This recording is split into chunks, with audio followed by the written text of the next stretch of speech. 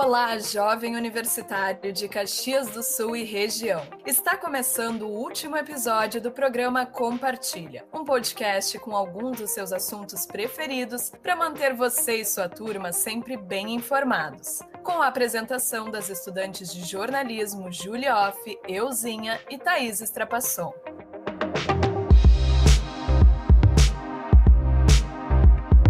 Hoje temos um assunto especial para manter você e sua turma sempre bem informados. Já se perguntou qual a importância de contar com a atuação de mulheres jovens na política? Esse grupo, historicamente silenciado, passou anos sem representação nos âmbitos municipais, estaduais e nacionais. Suas pautas tão particulares e necessárias foram ignoradas por um sistema que é formado principalmente por um padrão: homens brancos e com mais idade. Felizmente, é com muita luta e vontade de mudar esse cenário que elas conquistam cada vez mais espaço para ressoar sua voz. Neste ano, a Câmara Municipal de Caxias do Sul vivencia o maior número de mulheres eleitas em sua história. São 5 vereadoras atuantes, mas a diferença ainda é grande quando pensamos que a casa conta com 18 vereadores homens. Já a cidade de Bento Gonçalves preocupa ainda mais nessa questão. Isso porque, atualmente, não há vereadoras mulheres eleitas na Câmara. E em 56 anos, apenas 8 se elegeram e 2 suplentes ocuparam o cargo. O Congresso Nacional chegou a criar um sistema de cotas há pouco mais de 20 anos, tornando obrigatório que todos os partidos registrem no mínimo 30% de candidaturas femininas. De qualquer forma, para combater essa disparidade, é preciso apoio popular e votos nas urnas. Uma realidade que se transforma aos poucos, com estímulo e reivindicação essenciais em uma sociedade machista como a nossa.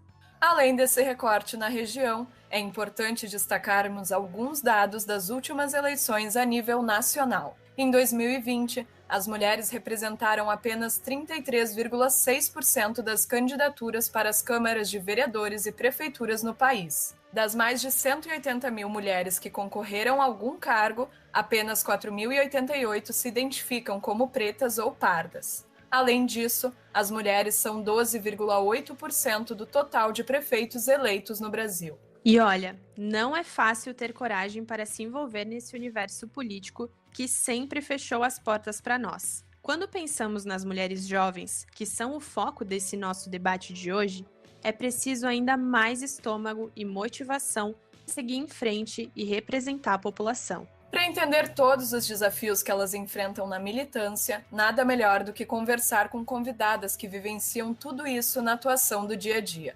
Por isso, vamos agora apresentar cada uma delas e dar início a esse diálogo que promete ser muito inspirador.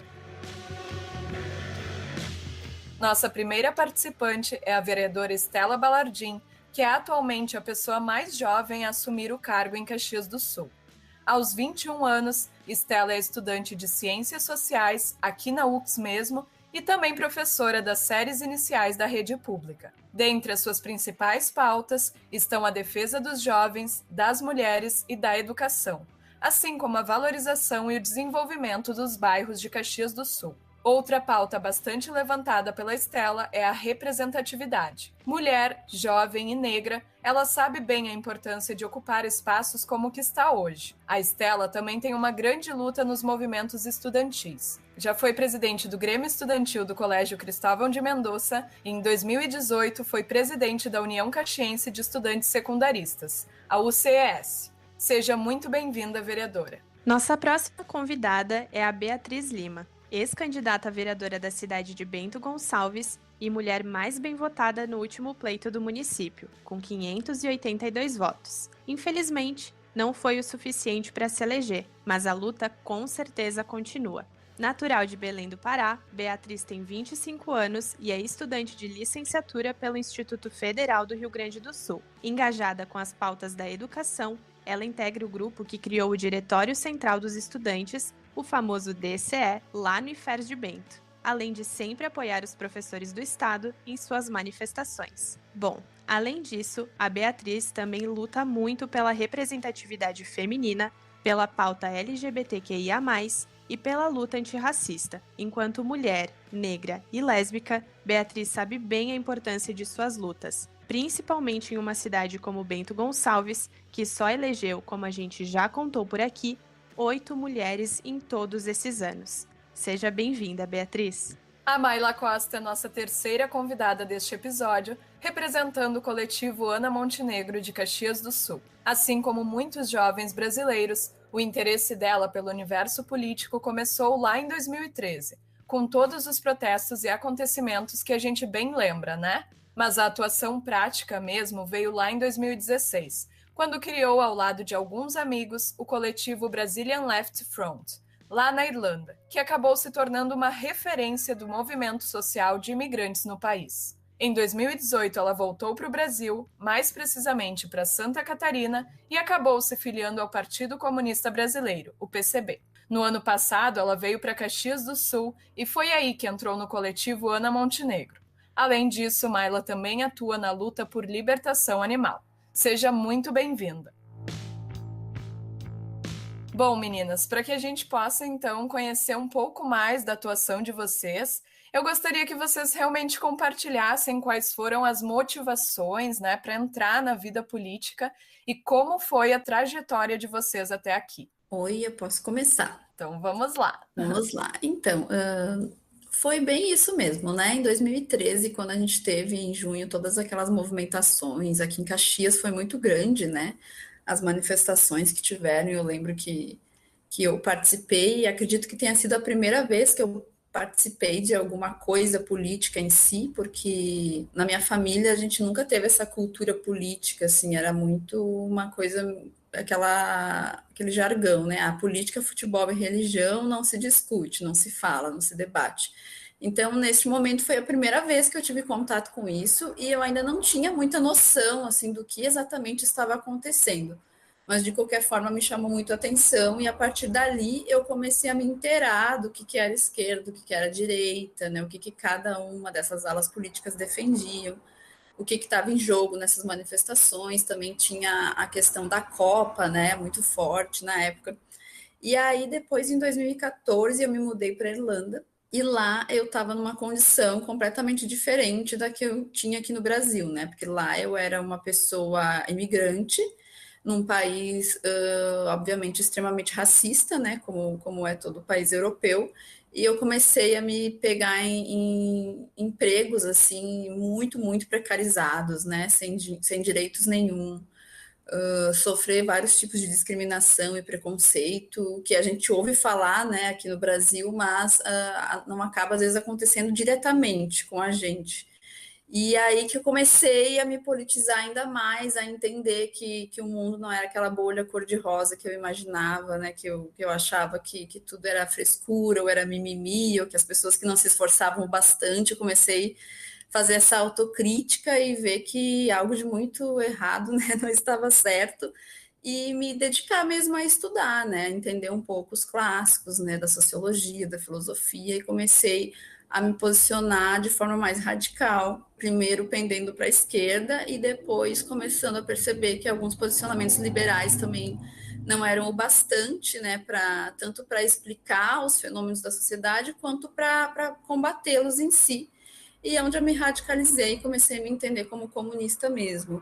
Depois, esse coletivo, o BLF, foi criado justamente na época do golpe, né, quando houve a primeira tentativa em março lá do golpe contra o governo da Dilma, e a gente teve essa iniciativa e depois, num processo muito interessante de disputa política mesmo, esse coletivo foi se afunilando e foi tendo um caráter marxista mesmo, como ele é até hoje.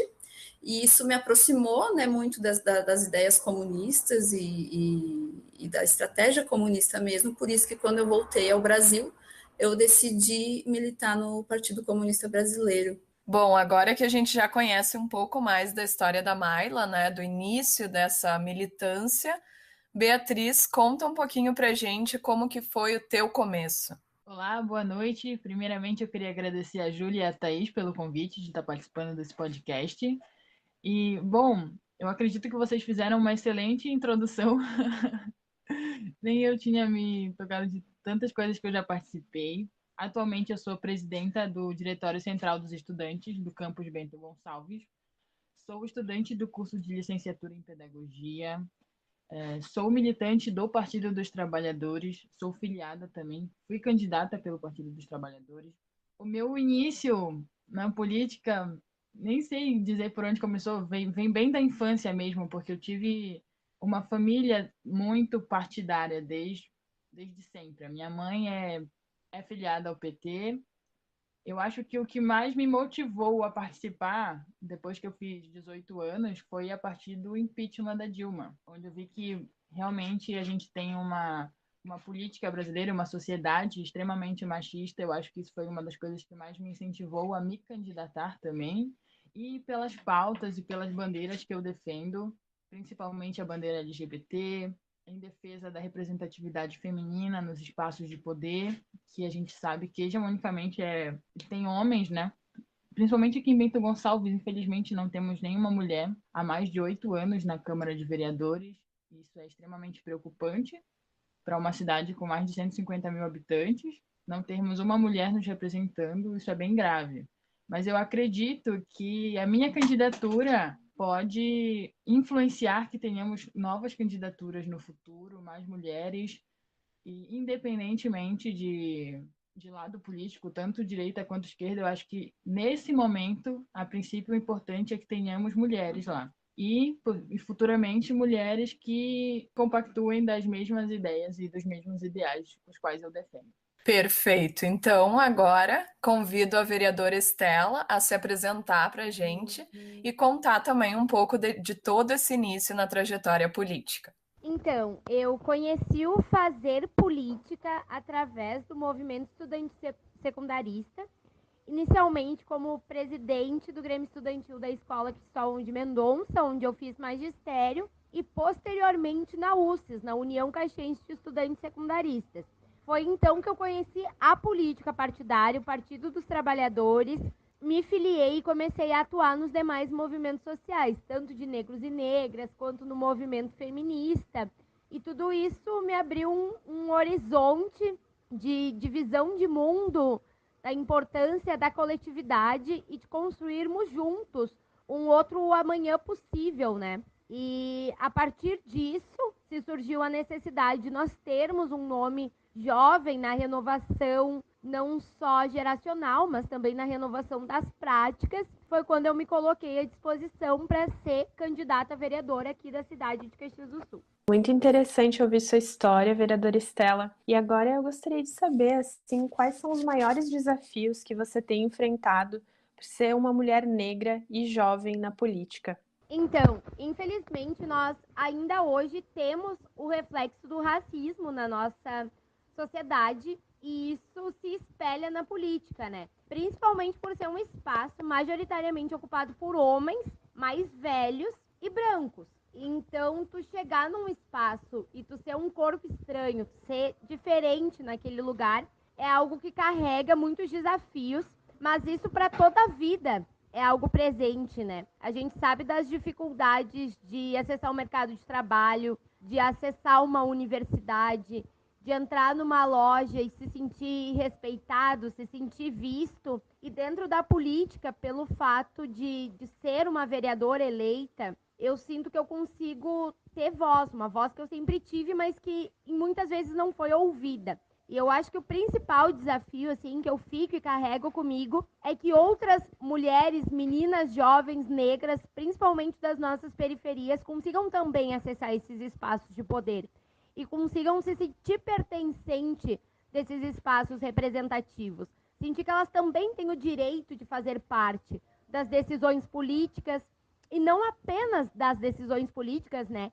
Mas que elas também possam ser protagonistas de histórias, e não apenas atuar enquanto coadjuvantes, que é onde, na maioria dos casos, nos colocam, né?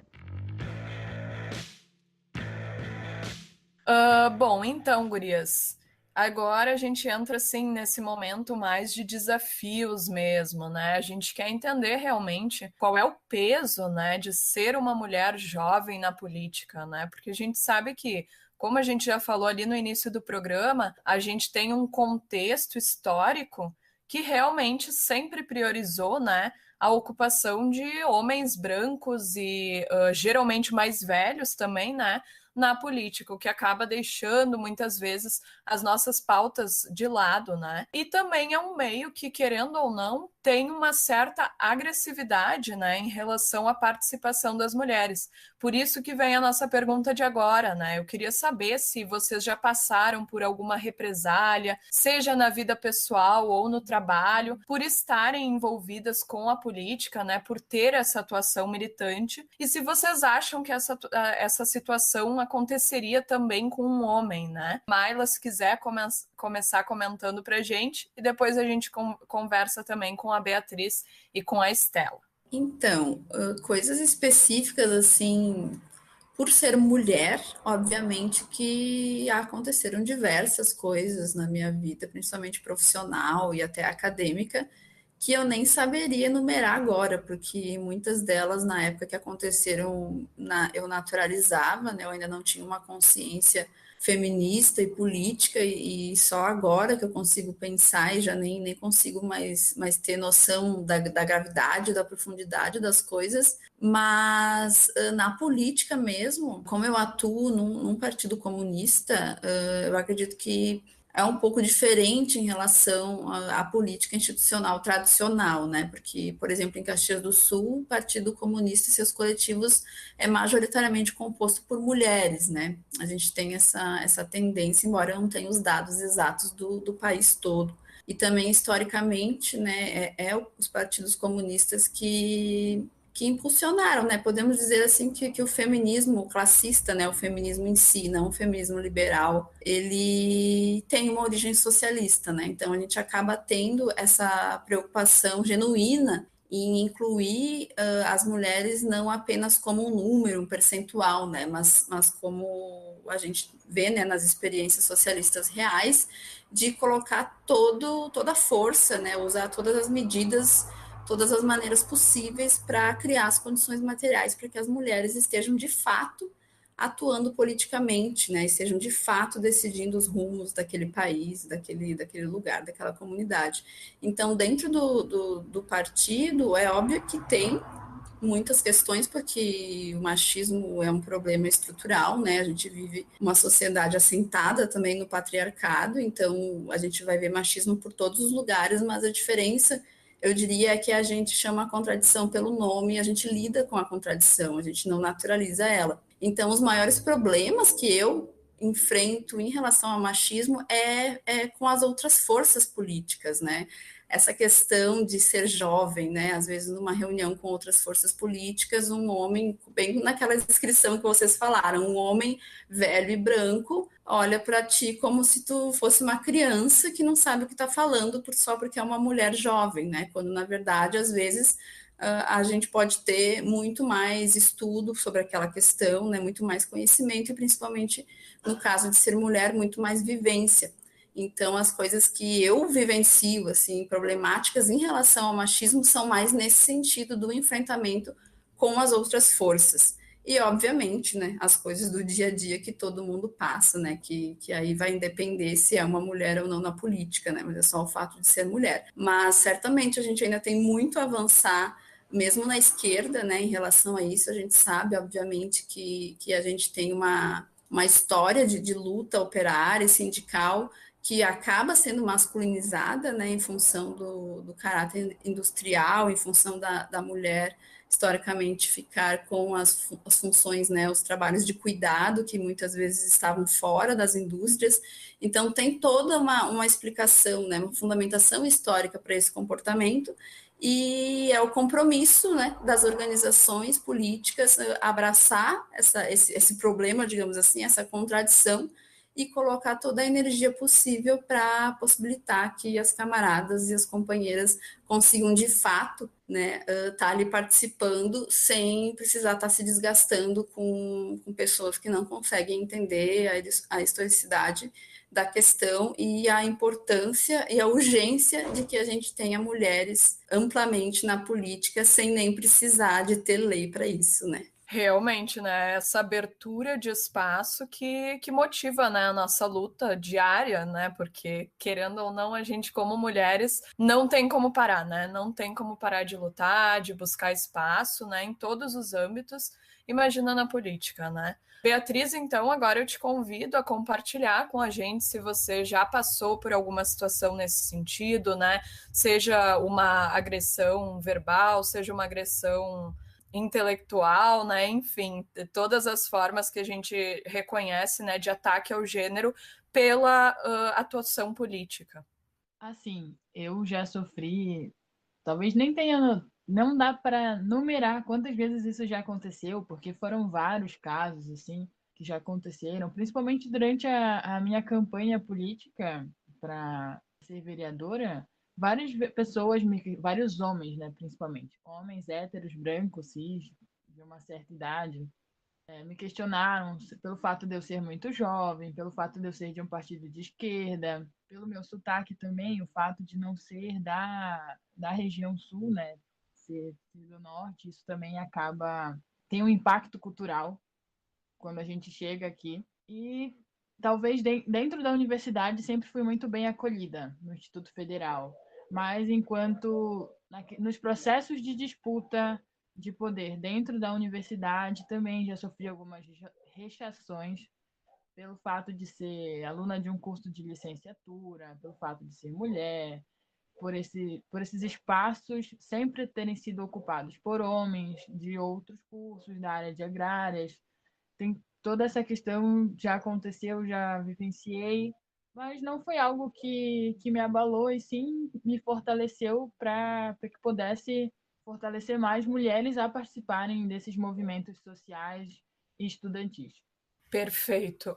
Vereadora Estela, então, agora eu gostaria que você também comentasse um pouco sobre essa questão, né, e trouxesse a sua vivência para o nosso debate.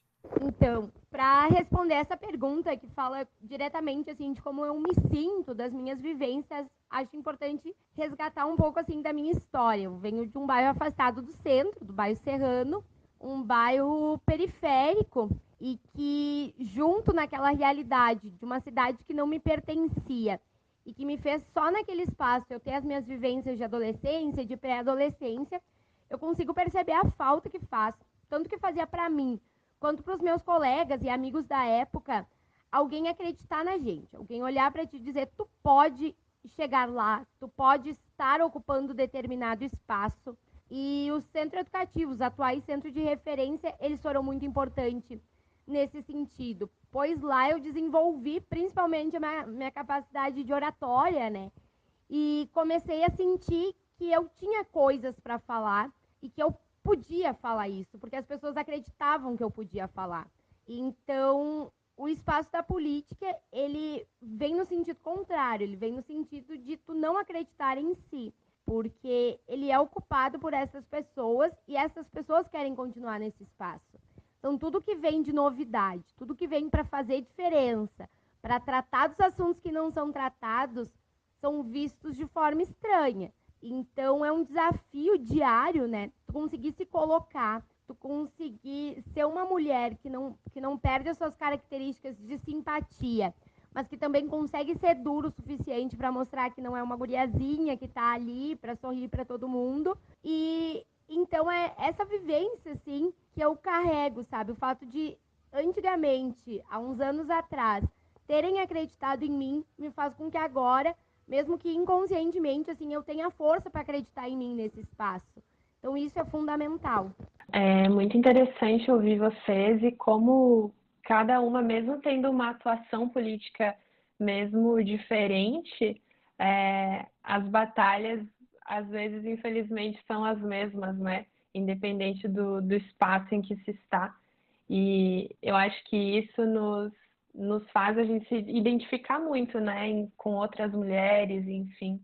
Como a Júlia comentou, a gente meio que não tem como parar, né? Mesmo sofrendo, mesmo acontecendo situações como as que vocês comentaram, a gente sabe que a gente precisa continuar na luta por nós e pelas próximas que virão, né? Mas agora eu gostaria de saber de vocês se existe algum momento em que bate o desânimo em vocês, em que esses desafios são maiores do que a vontade de estar envolvida com a política. E eu acho que agora a gente pode começar com a Beatriz. Assim, desanimar, nunca desanimei. Óbvio, é claro que acontecem coisas na política, assim, por exemplo, mulheres sendo agredidas verbalmente, fisicamente. Um exemplo bem recente disso é a Manuela Dávila, que foi candidata a vice-presidente do Brasil e sofreu diversos ataques, sofre diversos ataques até hoje. Mas, ao contrário do que se imagina, isso não nos desanima, isso acaba nos fortalecendo enquanto mulheres e nos dando mais força para continuar a disputar esses espaços políticos. Me vejo muito como uma otimista incansável. Eu acredito que o nosso município, o nosso estado, o nosso país, ele precisa muito de pessoas que tenham mentalidades como a nossa, progressistas, inclusivas, que pensem realmente de fato nas mulheres, não somente nas mulheres jovens, né? Nossa luta, nossa militância é bem jovem, mas um espaço político que inclua todas as mulheres e todas as pessoas que estão em vulnerabilidade social no nosso país.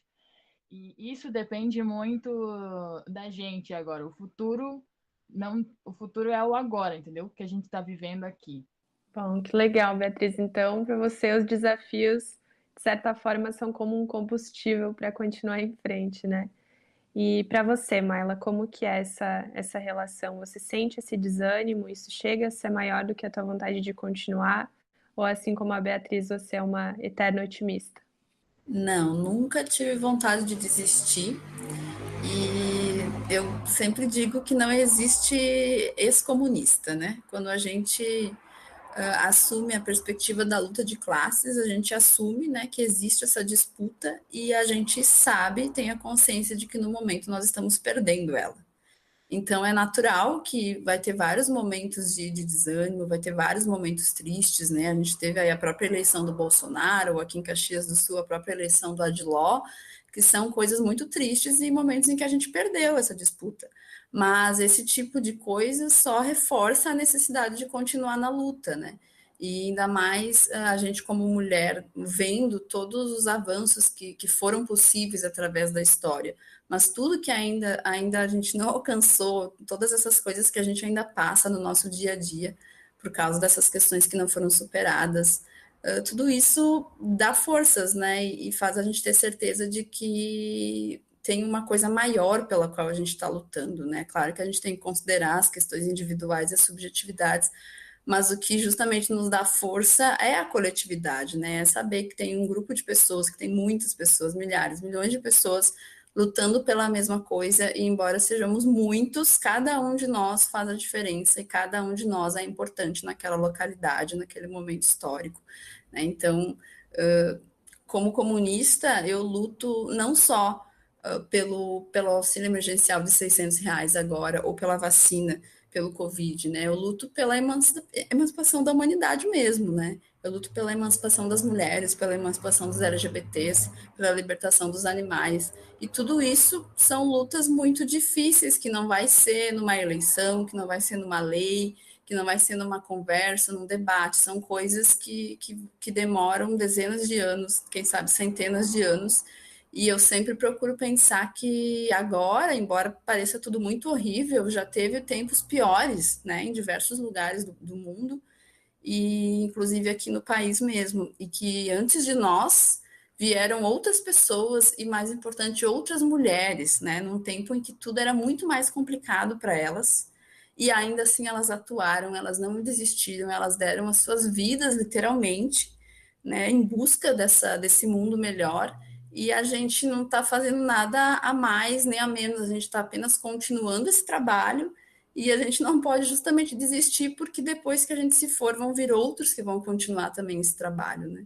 Então, isso que me dá força, e embora eu fique muito triste, óbvio, né, com 500 mil mortos no país, é óbvio que isso é triste, isso é até enlouquecedor às vezes, mas desistir jamais, assim, nunca, nunca mesmo. E eu sempre tento passar essa mensagem, assim, que a gente não está sozinho, é desesperador em muitos momentos, mas que a gente não está sozinho, a gente não está sozinhas, enquanto a gente estiver unido, caminhando e marchando na mesma direção, sempre, né, vai ter uma chance de dar certo, sempre vai ter esperança. E você, vereadora Estela, como que é essa luta, né? Porque nós estamos há 6 meses nessa nova formulação da Câmara de Vereadores de Caxias do Sul e, infelizmente, já vimos você passando por poucas e boas, né? Como que é para você, então, essa situação? Isso te desanima ou você também faz disso um combustível para seguir em frente? Eu estaria mentindo se eu falasse que não tem momentos que bate o desânimo. Bate sim. Bate uma sensação, às vezes, de impotência perante algumas dificuldades. Eu acho que a conjuntura atual, ela carrega muito isso, né?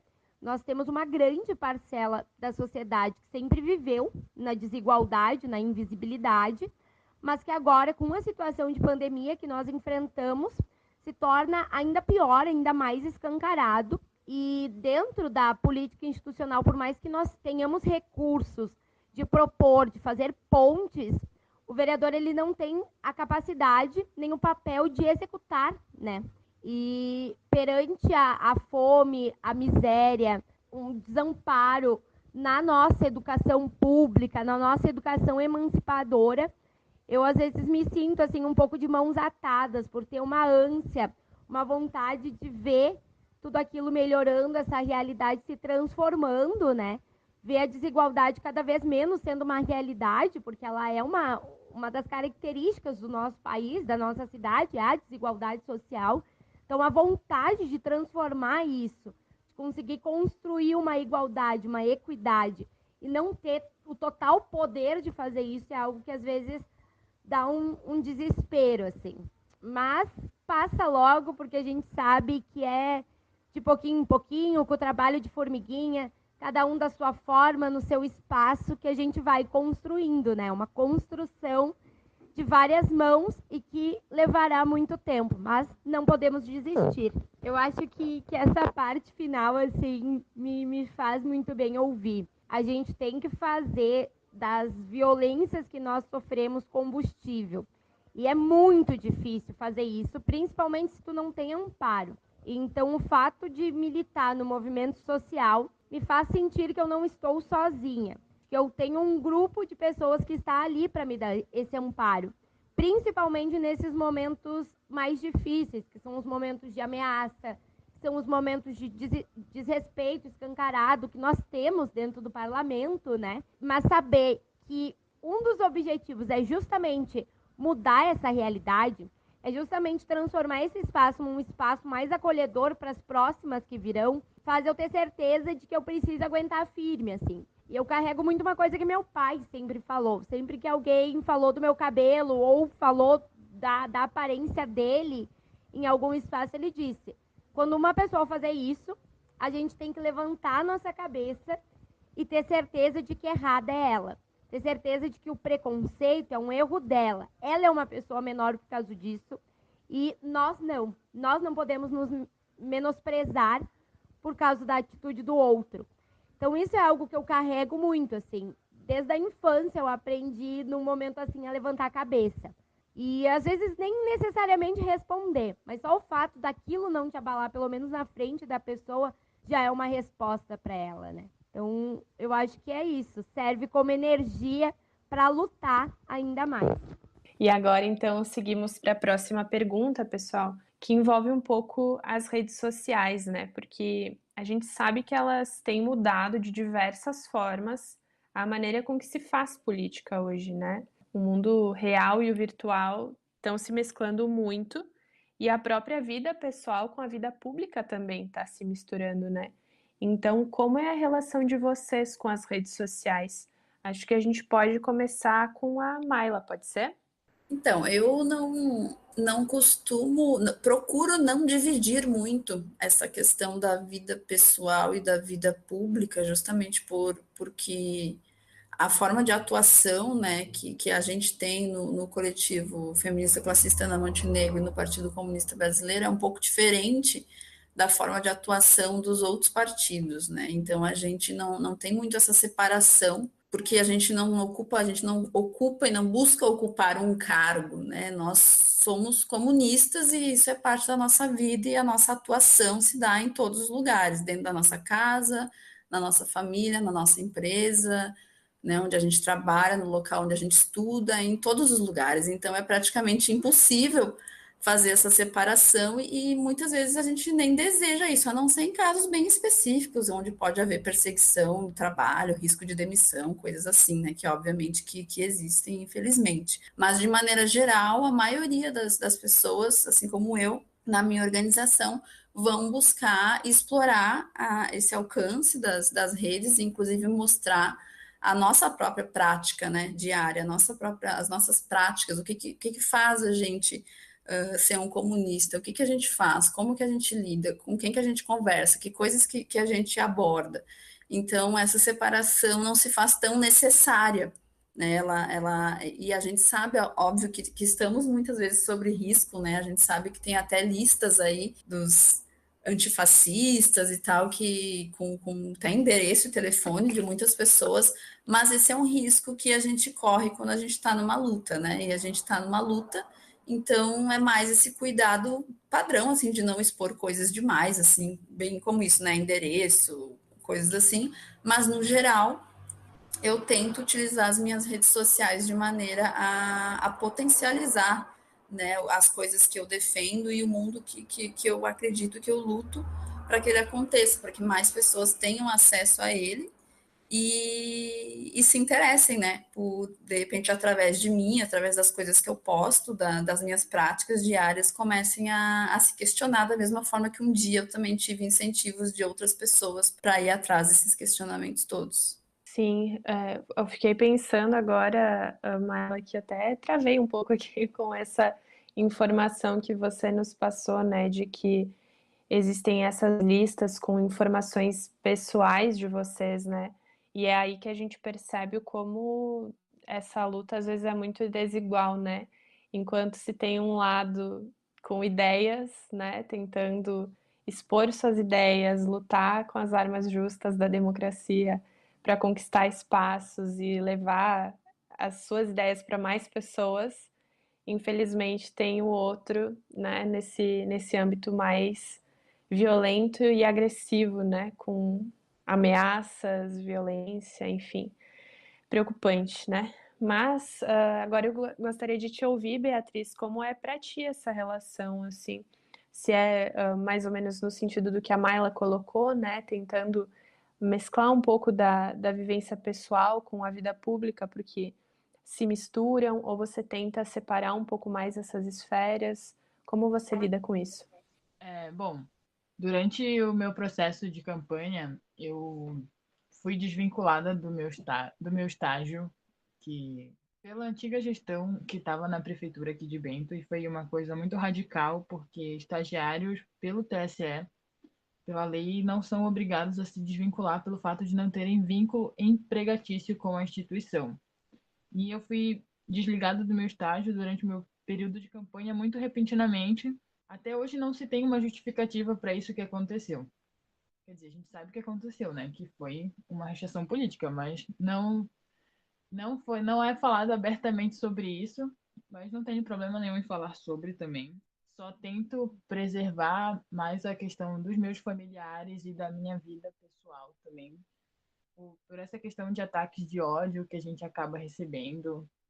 Infelizmente, isso já aconteceu comigo, por isso eu tento preservar a minha família e quando eu tô namorando, assim, também tento preservar um pouco isso, mas ao mesmo tempo sempre defendendo os meus ideais, sempre potencializando as minhas lutas, reivindicando os direitos dessa forma. E parece um pouco confuso, né, de fazer isso nas redes sociais, mas eu sempre tento fazer e mesmo se em algum momento sofrer uma futura rechação, continuarei defendendo as minhas ideias e as minhas lutas.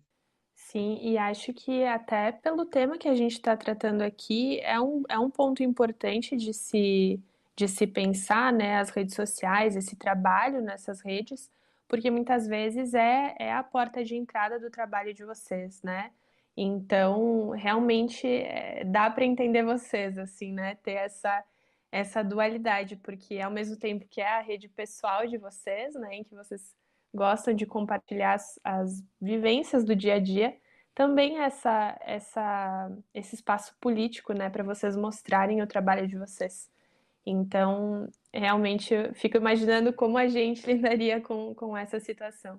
Mas agora eu gostaria de ouvir a vereadora Estela sobre esse assunto, porque, inclusive, recentemente, eu me recordo de 2 episódios que envolveram um pouco essa questão das redes sociais, que o primeiro foi o ataque, né, a ameaça de morte que você sofreu, junto com a vereadora Denise, né, por meio de uma rede social.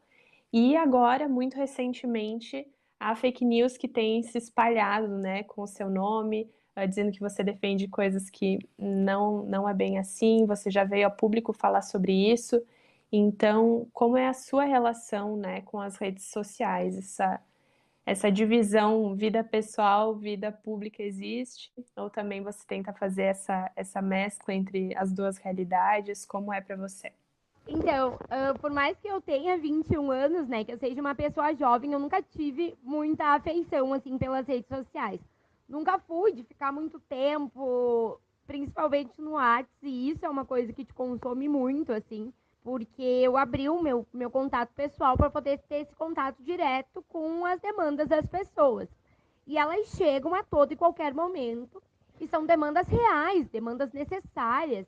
Então, tu também precisa estar ali à disposição, né? Mas isso te consome energia, te consome tempo da tua vida pessoal. E no Instagram, Facebook, essas outras plataformas, a gente também tem que vender um produto.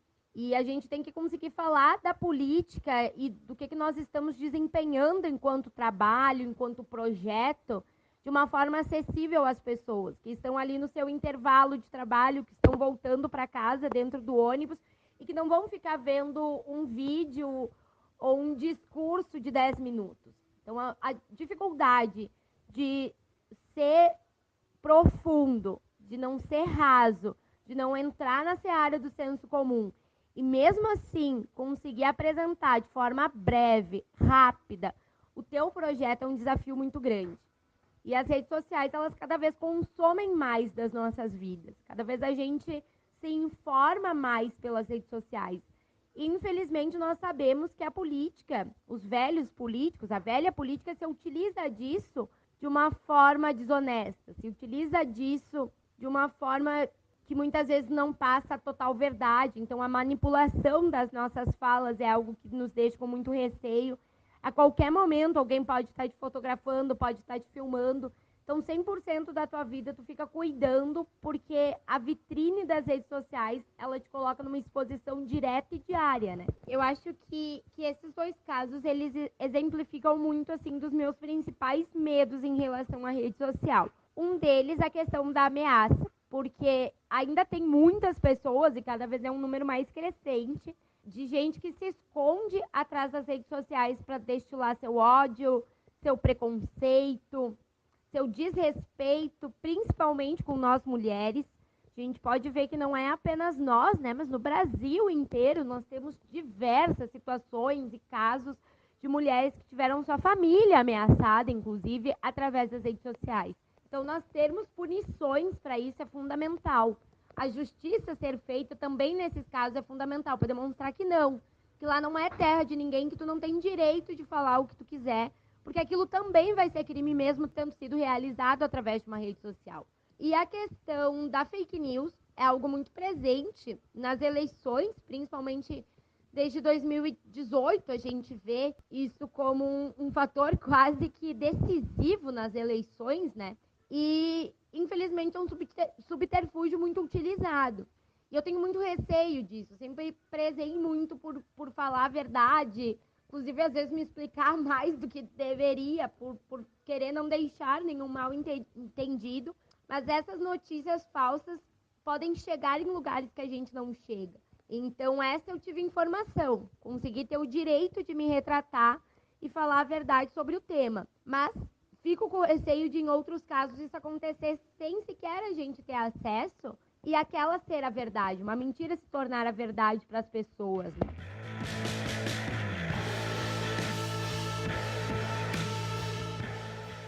Bom, meninas, então, antes vocês estavam falando, né, sobre a importância dessa continuidade, né, da gente seguir na luta e realmente se fortalecer naquelas que vieram antes, né, e também ser uma fonte de força para as que vão vir ainda a se envolver nesse ambiente político, né, nesse ambiente machista, racista que a gente tem falado até agora. Então, a gente entra num momento diferente, né? No momento de realmente inspirar quem está nos ouvindo, quem está acompanhando esse podcast. E por isso eu começo esse terceiro bloco mais voltado para a inspiração, perguntando para vocês quais são as mulheres na política que inspiram vocês, que trazem força e que vocês realmente se apoiam na trajetória delas para também construir a de vocês. Conta um pouquinho para a gente, Maila, então, e depois a gente vai para as outras convidadas. Então, felizmente, a gente tem muitas mulheres, né, muito importantes, assim, na política, tanto no Brasil, na América Latina, quanto no mundo todo, né. Eu gosto muito sempre de citar as mulheres comunistas, especificamente, né, porque são parte do grupo, né, que realmente tentou e tenta radicalizar, né, a questão toda da política e, de fato, transformar a nossa sociedade numa coisa realmente superior.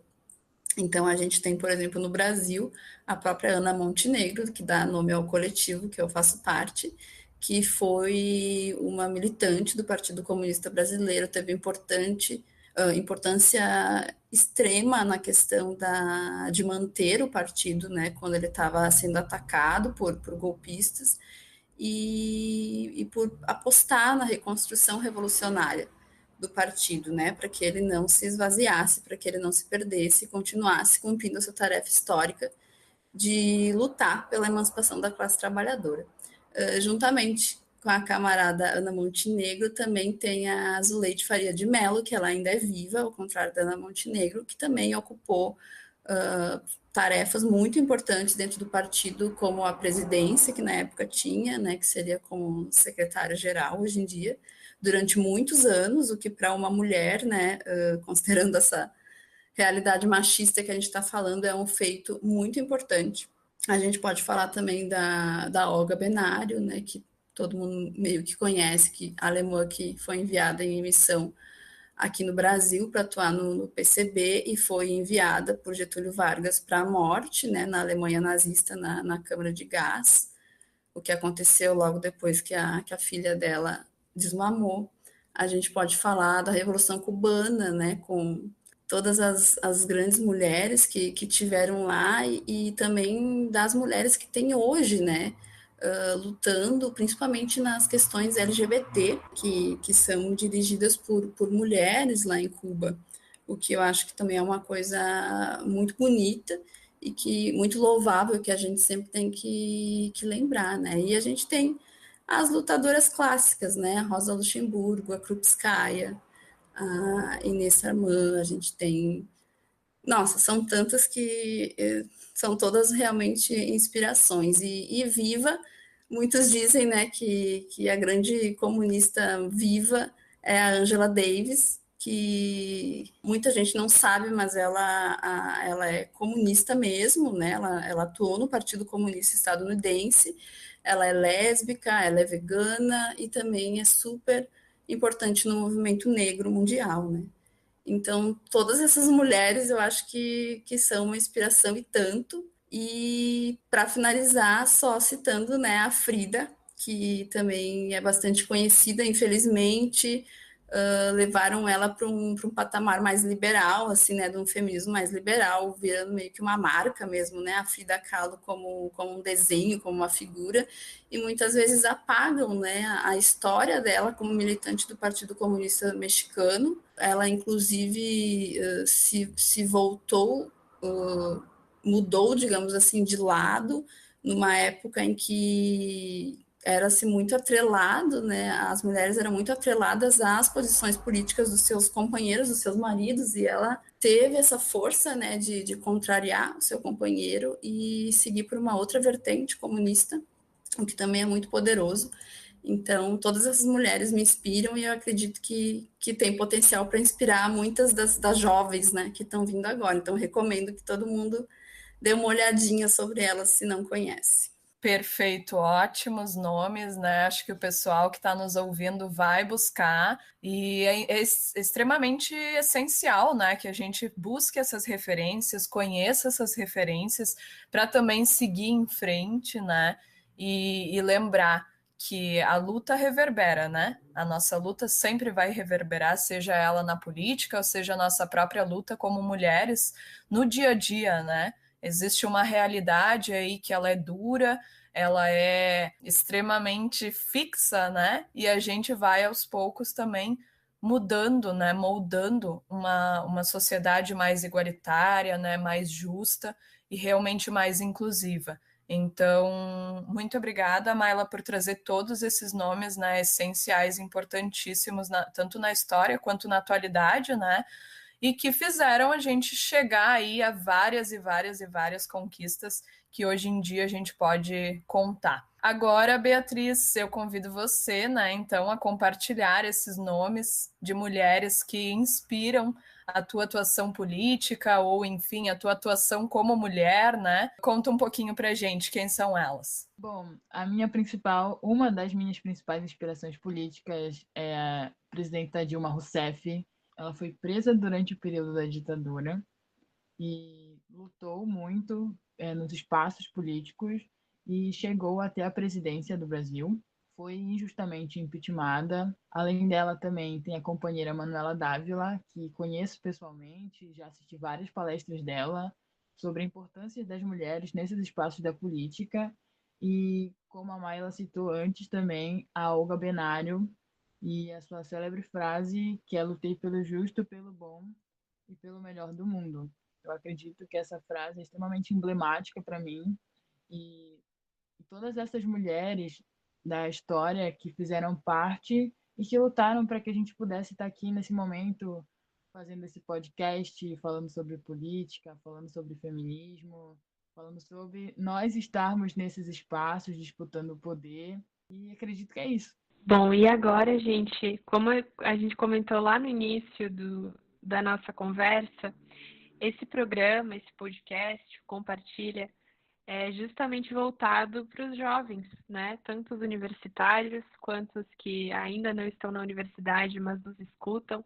Então, a gente gostaria de perguntar para vocês, para esse público, assim, esse público jovem, que a gente conversou aqui muitas vezes, não se vê representado pela política, não se vê nesses espaços, não se interessa pelo assunto. Para quem está querendo entender, ou para quem já está nesse caminho, se interessando por política e está pensando em entrar nesse meio, qual seria o passo a passo, assim, a primeira coisa que essa pessoa precisa fazer? Qual dica que vocês dariam para ela? Acho que a gente pode começar pela vereadora Estela, por favor, que conseguiu essa eleição, justamente a mulher mais jovem, né, a ser eleita em Caxias do Sul. Então, compartilha com a gente, por favor, vereadora. Então, essa é uma questão importante, né? A gente, enquanto juventude, tem que entender que a gente não é só o futuro. A gente também é o presente dessa sociedade e a gente também tem capacidades e eu acho que até um certo dever de transformar os espaços onde a gente está. E a política, ela não é apenas a política institucional ou a política partidária. Existe tu concorrer ao legislativo, tu concorrer ao executivo, existe também tu estar num partido, fazer parte de uma executiva, de decisões de dentro do partido, e existe a política diária, que é tu se questionar sobre aquilo que está acontecendo à tua volta. Olhar, inclusive, as outras realidades que não são apenas as nossas, né? Se existe fome, por que existe fome? E qual que é o papel do Estado nessa questão? E o que o Estado está fazendo ou deixando de fazer? Existe agora a questão da vacinação. Por que nós estamos onde nós estamos nesse sentido? Então, são coisas que a gente tem que estar nos questionando, e o espaço da universidade, ele faz muito isso, mas muitos jovens não podem estar aqui onde estamos, né? E eu acho que o principal é isso. O principal pontapé inicial, assim, é se questionar. Se questionar o mundo ao teu redor, ter curiosidade de saber sobre aquilo. Se tem um buraco na estrada, por que aquele buraco está lá? Por que aquilo não foi arrumado? E é das coisas mais básicas até as coisas mais densas. E, por óbvio, vem assim a necessidade do estudo e a necessidade, que para mim é a principal, de tu querer conhecer a prática, conhecer a realidade daquilo. Tenho curiosidade de saber como é que funciona a dinâmica, usar um exemplo, a dinâmica do SUS. Então, vou lá, vou conversar com as pessoas que trabalham lá para conhecer aquela realidade. Vou ler sobre o SUS, sobre a implementação do SUS. Vou repensar as diferenças de cada uma das gestões em relação a essa política pública, né? Então, eu acho que é essa a dica que eu deixo. Sejamos curiosos, pois sendo curiosos, a gente com certeza vai começar a ver coisas que precisam mudar e através disso a gente também tem que ser essa mudança, assim. Agora eu gostaria de passar a palavra para a Beatriz, que também teve uma grande representatividade de votos aqui em Bento Gonçalves. Qual você acha que é esse passo a passo, assim, para quem está querendo começar no meio da política, que dica que você daria?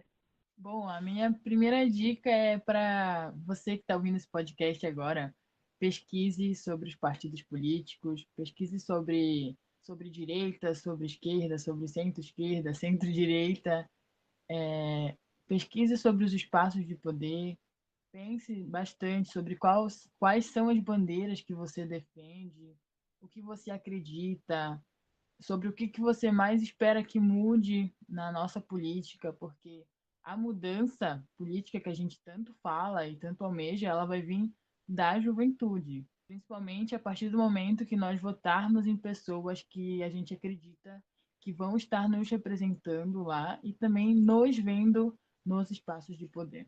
Ótima contribuição, Beatriz, muito obrigada. E agora eu queria te ouvir, Maila, por favor, que você então é filiada a um partido político, mas também tem uma atuação muito forte num coletivo, né? Você acha que esse é um espaço mais interessante para quem está começando, né? Essa união dos jovens, ou realmente o caminho é o partido? Tem alguma outra sugestão? Enfim, o que você tem a dizer para os nossos ouvintes? Sim, eu acho que os coletivos partidários, eles são uma ótima porta de entrada, eles são uma ótima maneira para os jovens, ou enfim, a pessoa que começou a se politizar e quer se organizar politicamente, iniciarem essa trajetória, né? Porque os coletivos, eles, embora sejam ligados a um partido normalmente, eles não vão ter a mesma dinâmica exata de um partido, né? Eles vão ser como se fosse um local onde a gente vai aprender justamente a prática política, né? E falando, por exemplo, do coletivo feminista classista Ana Montenegro, onde eu milito, a gente tem uma preocupação com formação política muito forte, né? Então é um espaço onde não precisa a pessoa chegar lá já sabendo tudo de cabo a rabo, porque, né, até porque isso é quase impossível, é um processo, né, a gente vai se desenvolvendo como militante coletivamente, quando a gente está numa organização militando, né, então acho que isso é muito importante para quem está ouvindo e às vezes fica com esse medo, né, mas eu não sei tal coisa, ou eu não li tal coisa, ou eu nunca participei de alguma coisa, de um grêmio estudantil ou tal. Isso não é determinante, né? Eu mesma fui entrar para um coletivo já na vida adulta para mais de 20 e poucos anos, né? Então, eu acho que essa motivação é o mais importante, é a pessoa chegar à conclusão de que ela precisa se organizar politicamente, porque isso é de fato o que a gente precisa, né? O que a sociedade em si precisa de pessoas organizadas numa mesma direção. E aí, para decidir, mas para onde vou? É como a Beatriz falou, você tem que entender direito no que você, que tipo de projeto político, de estratégia política que você acha que é a mais acertada, né? E aí, nesse sentido, se aproximar da organização que mais se encaixa, né, com o que você busca, o que acredita. Eu sempre sugiro para a juventude procurar o JC, que é a União da Juventude Comunista, que é uma organização quase centenária no país, né, com uma história muito bonita de luta, e é um ótimo espaço, né, formador de quadros, de militantes, que forma grandes pessoas da vida política, né, do país. Então, e aqui em Caxias do Sul, a gente tem a alegria de ter a UJC. Então, eu sempre recomendo, e também para quem se identifica mais com as questões feministas, né, a gente tem o coletivo feminista classista Ana Montenegro, que também está sempre de portas abertas para receber, e é muito importante falar que o nosso coletivo não é exclusivamente para mulheres, né, porque a gente entende que se o mundo ele é como é devido, né, a nossa interação, né, com a realidade, a nossa prática social, e essa prática envolve tanto homens quanto mulheres, cabe aos homens e às mulheres transformá-los, inclusive, se for ver, cabe mais aos homens ainda essa questão dos problemas que a gente enfrenta em relação ao machismo, né? Então, os homens também são bem-vindos no coletivo, os homens que buscam, né, agir de fato, né, fazer alguma coisa de fato, se organizar politicamente de fato para combater o machismo, para combater os problemas decorrentes da divisão sexual do trabalho capitalista. Então, o passo é esse, né?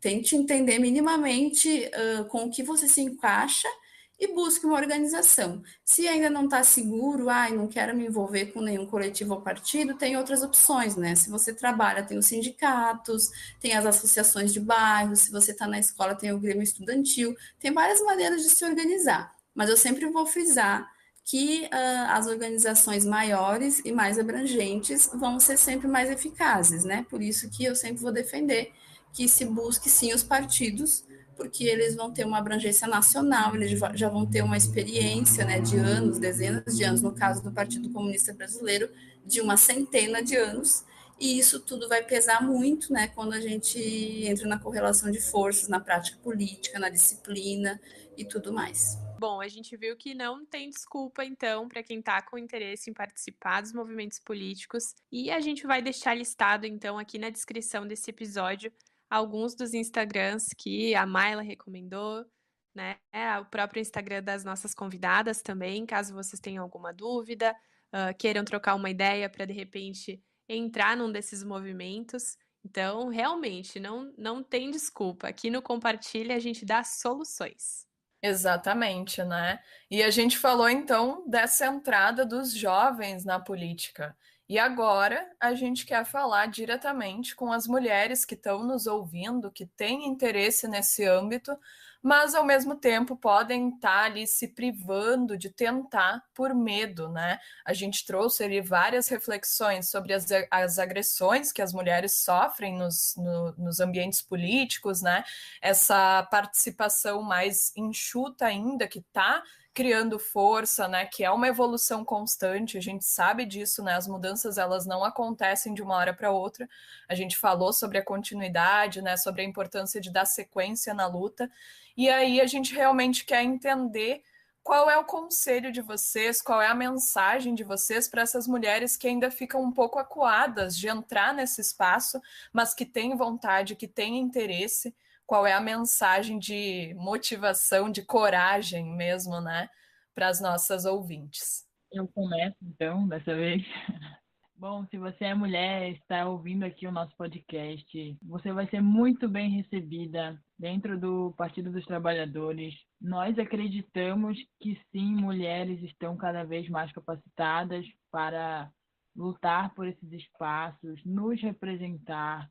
Não tenha medo, encorajem-se. Precisamos muito, muito, muito de mulheres nesses espaços de poder, de política, dentro da universidade. Se existe um partido que está pensando na frente ampla de esquerda agora para derrotar o bolsonarismo e para que novamente a gente tenha uma política democrática e com o mínimo de senso para ser debatida, é através dessa mudança agora que a gente vai ter nas próximas eleições. E confie no seu potencial. Mulheres estão aqui para cada vez mais se fortalecer. Maila, então te convido a deixar aí uma mensagem de esperança, de coragem para as nossas ouvintes também. Então, ninguém mais do que uma mulher periférica, né, para entender o que é opressão, né, o que é precarização, o que é passar perrengue, o que é uma vida complicada, difícil, cheia dessas barreiras machistas, racistas que a gente falou até agora, né? Então, as mulheres, né, aqui na América Latina, Brasil, a gente sabe já que sempre que tem algo errado, né? A gente sente na nossa vivência que tem algo de muito errado, que tem algo de muito injusto, e muitas vezes a gente só não consegue sistematizar isso, né? Não consegue entender de que forma lidar com isso, de que forma combater e se colocar contra isso. Eu acho que essa é a única coisa, assim, que às vezes barra as mulheres de fato, assim, de irem atrás dessa organização política, além, claro, das questões materiais, né? Que a gente sabe que as mulheres têm dupla, tripla, às vezes quádrupla jornada, né? Que tem que cuidar da família, que tem que cuidar da casa e estudar. Agora, na situação do Covid mesmo, né? As mulheres são muito mais afetadas pela pandemia do que os homens, foram mais demitidas, têm mais dificuldade para arranjar trabalho, são as que têm que ficar em casa cuidando dos filhos que não podem ir para a escola, são as que têm que cuidar dos doentes. Então, assim, tudo isso mostra que, tipo assim, nós mulheres, né, as mulheres no geral, as mulheres periféricas, sabem, né, sabem dos problemas. E o que eu digo, assim, às vezes a organização política dá um medo, porque a gente sabe que vai ter um compromisso, né, a gente sabe que a gente vai ter que também estudar para conseguir encontrar, né, formas de transformar a nossa realidade, conhecer o nosso passado para saber o que já aconteceu e o que a gente tem que fazer diferente no futuro e etc. E isso às vezes assusta. Mas a mensagem que eu deixo, assim, né, como mulher também periférica, né, que não tem nada, né, além de boleto para pagar todo mês, a mensagem que eu digo é, depois que a gente se organiza, o ganho que isso tem coletivamente e até individualmente é inestimável, né? Eu brinco que antes de ser comunista eu nem sequer exercia a minha humanidade, né? Que eu comecei a exercer a minha humanidade depois, porque a gente consegue dar um sentido maior do que o nosso próprio núcleo familiar, né? Para tudo que a gente faz e principalmente na questão de se colocar, né? De se colocar como agente no mundo. Quando a gente começa a se organizar e ter uma prática política militar numa organização, a gente é um agente político. Nós não somos mais simplesmente a mulher, a esposa, a namorada, a mãe. Não, nós somos um sujeito político. Né? A gente aprende a se colocar, a gente aprende a falar, a gente aprende a se impor, a gente aprende a discutir, e a gente aprende a ganhar discussões. E a gente aprende a fazer aqueles homens que antes nos subestimavam, nos respeitar, nos ouvir, né? E ver que a gente não é uma criança, né? Nós somos, sim, pessoas inteligentes, sujeitos políticos e que estamos aqui com as mangas arregaçadas na luta, assim como os outros. E isso não tem preço, tanto para a gente individualmente, que se engrandece como ser humano, quanto para a luta coletiva, né? Então, essa é a mensagem que eu deixo. Não tenham medo, os coletivos existem justamente para a gente se apoiar, para a gente estar junto, para a gente crescer e se desenvolver coletivamente, e qualquer coisa, né, qualquer problema, qualquer questão pode ser resolvida sempre coletivamente. A gente não precisa enfrentar sozinho, com o peso nas costas, questões nenhuma, principalmente as questões estruturais que devem ser resolvidas de maneira estrutural através da organização dos trabalhadores. Então, mais uma vez, eu queria avisar, lembrar que existe um coletivo feminista classista na cidade de Caxias do Sul, que é o Ana Montenegro, e que vai estar sempre de portas abertas para todas as mulheres da classe trabalhadora aqui de Caxias e da região.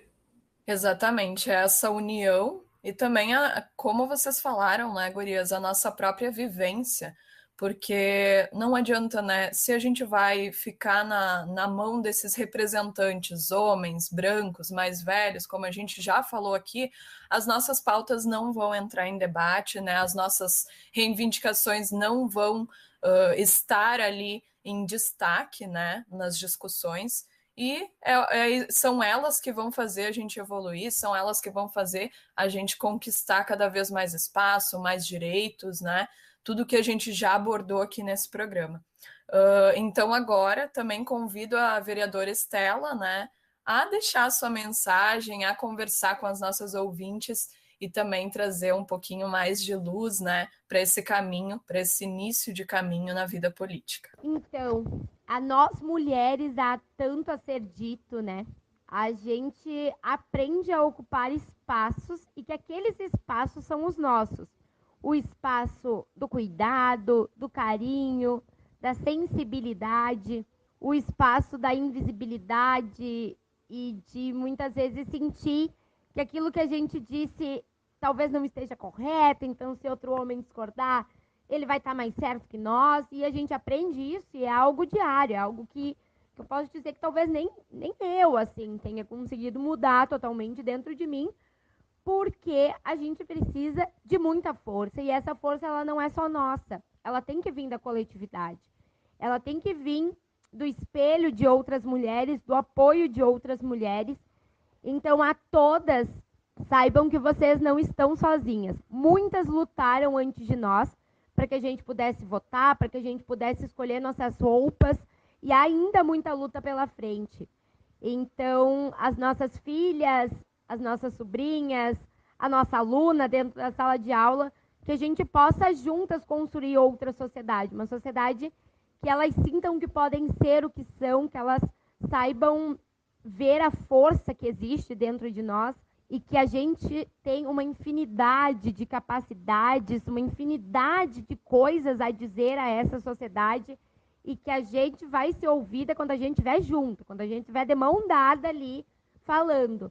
E que a minha emancipação, ela requer a emancipação da outra, né? Dentro do movimento que eu me organizo, do movimento feminista, a gente fala de andar no passo do mais lento.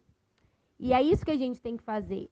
Se eu, hoje em dia, consigo botar um salto, chegar num lugar e falar para qualquer homem que estiver naquela reunião, eu não adianta nada se outra mulher também não conseguir. Então, que a gente sempre possa dar a mão e puxar a outra. E assim sucessivamente. Então, que a gente consiga encontrar força dentro de nós para fazer com que outras mulheres também encontrem. É isso, as mulheres que nos conquistaram o direito ao voto através do movimento sufragista fizeram isso justamente por entender que elas votando faria com que os homens que ocupavam os espaços de poder na política começassem a dar mais visibilidade para as pautas que nós mulheres tanto necessitávamos. E muito disso ainda é presente, né?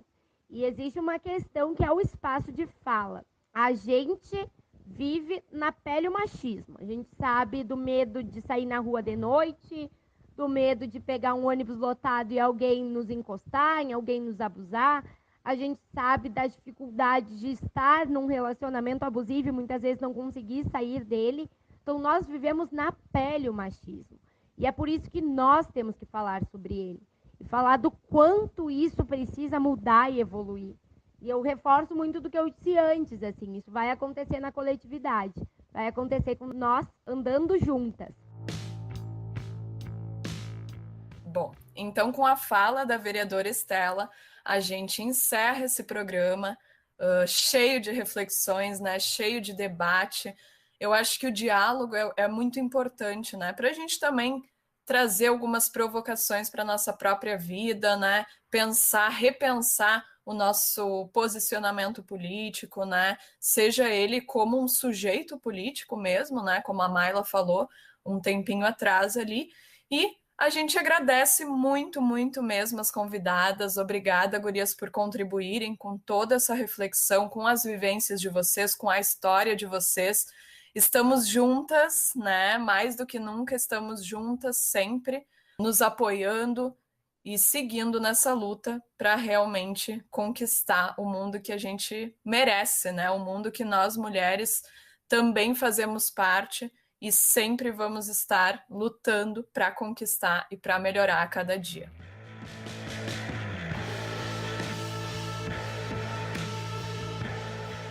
E é assim que encerramos mais um episódio do Compartilha, mas hoje fazendo uma despedida especial. Afinal, esse é o encerramento desta série de conteúdos. Obrigada por terem nos acompanhado até aqui. Esperamos que tenham gostado e aproveitado cada um dos temas que abordamos. E fiquem tranquilos que em breve chega um novo semestre cheio de podcasts super legais para vocês acompanharem. Até mais, pessoal!